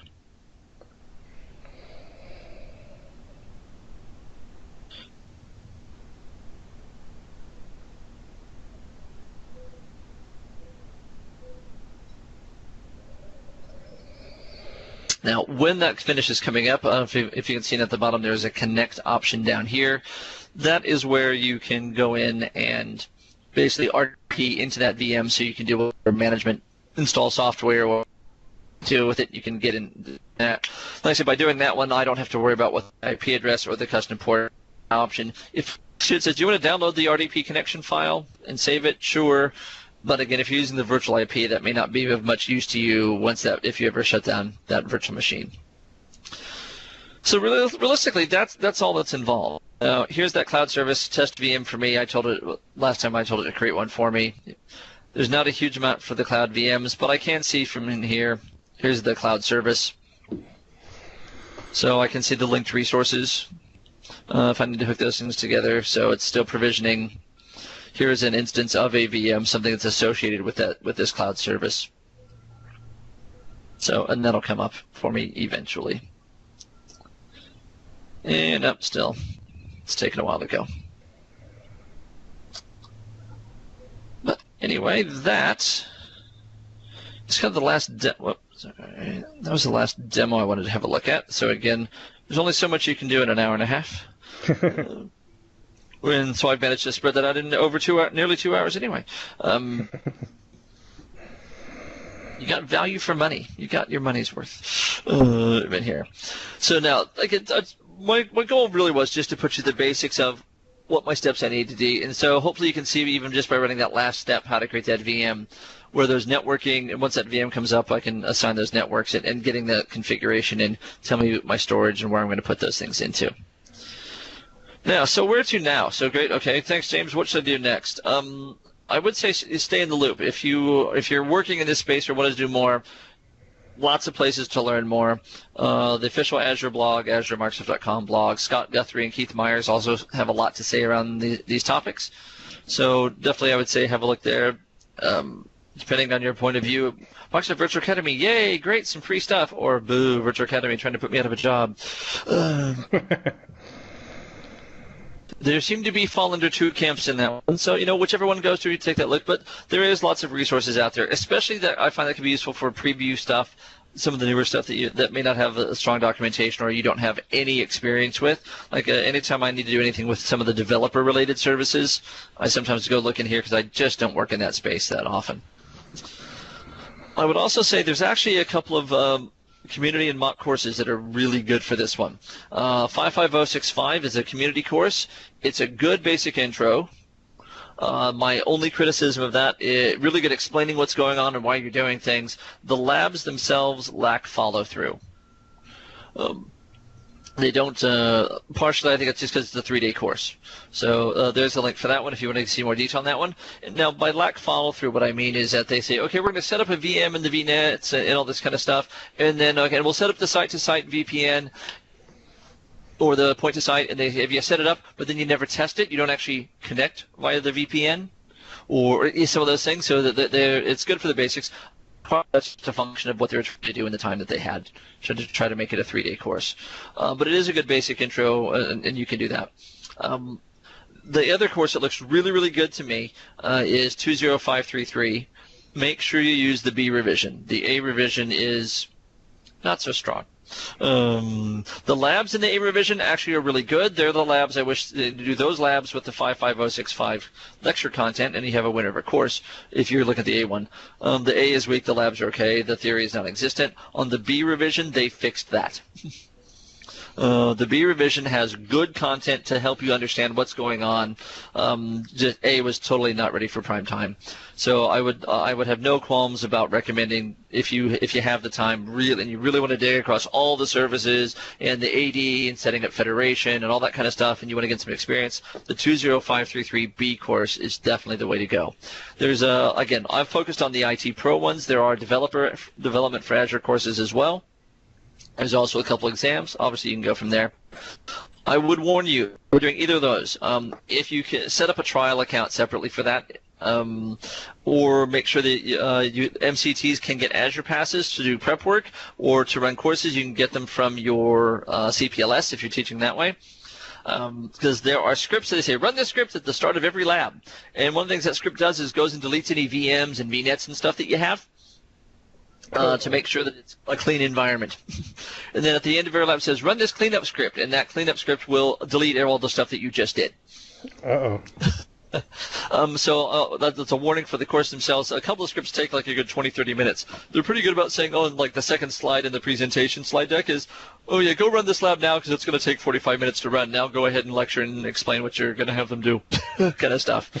But yeah, so I'd say, if you are using your MSDN platform account to do stuff and you're actively using it, I got VMs that I like to use, do not use that to prep or work through the labs in those courses, because if you run the scripts that they tell you to run, you're going to lose stuff. So get a separate account for that to prep on. Set up a trial. If you run their scripts and follow their instructions, the $100 credit will not be a problem. That's the only problem I've ever seen is when people don't follow directions, they don't run the cleanup one, so they do the one that says, hey, let's create all these nice big grunty VMs and data and a website and tie it all together and all this stuff, and they let it run for overnight. And then they come back and go, why, how come I lost $50 of credit? I did the entire 20533 labs, and I think it went through like $10 worth of credit because I followed directions. I did a lab when it said to run the script to set it up. I did when it said run the script when you're done. I did that because that's one of the other benefits. It cleans it out so it doesn't leave you with billable objects sitting in there. But again, both those are really good courses. I would highly recommend them. Cool. And that's all I've got for you, ladies and gentlemen, and Brian. Nice. So hopefully this has given you a good start point for those of you viewing this later, a good introduction. So I went a little bit longer than I intended, but I want to make sure I got some valid stuff for you to help you have a look at those things. I think it was great. It was right to the point and kind of answered a bunch of questions. Just the basics, you know what I mean? Especially when you have somebody who has no idea and they just know it's a cloud service, but they don't know. And the helpful tips like, set up the storage ahead of time and stuff like that. Yeah. That's, and some of that's, I said they've made this really user-friendly UI that is somehow hard to use. I don't know how they've managed, but they have. Yeah. But yeah, like so, what? Go ahead. Go ahead, Don. Oh, no, I was just going to say that, when you look at the interface and it's a little daunting and it's not set up hierarchical, I guess, in a way like you said. Maybe there should be like a wizard that has your like 5 steps. Here, you should probably set up storage. Here, you should probably set up a network. Here, you should set up your VM. You know what I mean? Yeah. Yeah, I think what they're assuming, rightly or wrongly, is that people will use that quick create option for everything if they really don't know what they're doing. And that's why which is why it auto creates storage account. Which again, if you're having a play, that's fine. It gets you up and running fast. But if you're going to do anything of any kind of note with it, then yeah, the downside of that is it really will. You end up with all these storage accounts and you don't know what they're for and they're mapped and and there are some ways you can move things around and do stuff, but then it starts being it's harder to it's one of the things that's harder to fix than to do right. Right. All right. So how about you, Brian? Any thoughts, comments, questions, concerns? No, as Don said, this is an excellent precursor for not necessarily if you're going to be an IT pro doing this, but if you're an MCT teaching IT pros, to understand what you have at your disposal is pretty important. So yeah, I think this is great. I think this is good. So if you want to dive into those courses, this will help make those courses, or even the developers, make a little more sense as to why you're doing. Because sometimes, especially in some other courses, okay, go here, do this. I'm like, what the hell? Why? Okay, I will. Yeah, it helps when you have the rationale behind it. Because I'm more of a big picture kind of guy, right? If I understand why I'm doing this, then it makes sense to me and I can go with it. But if everybody just tell me, okay, press A first, then do B, then do C, I'm like, wait, why am I doing all these things? I need to see the big picture. So it's really helpful that way. Oh, good. Well, thank you guys, and have a great Good Friday, since this is being recorded on Good Friday. And well, thank you for getting up so early. Oh, not a problem. It's just coming 8 o'clock. I've got some more fun stuff to do. I'm thinking of putting in a veggie garden up top, putting in a raised garden. So, woohoo! Cool. So nothing like backbreaking labor to celebrate Easter.